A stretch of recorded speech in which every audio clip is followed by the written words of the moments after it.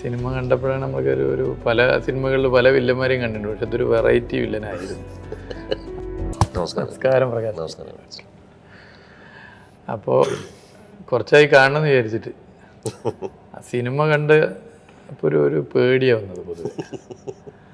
Cinema കണ്ടപ്പോഴാണ് നമുക്കൊരു പല സിനിമകളിൽ പല വില്ലന്മാരെയും കണ്ടിട്ടുണ്ട്. പക്ഷെ ഇതൊരു വെറൈറ്റി വില്ലനായിരുന്നു.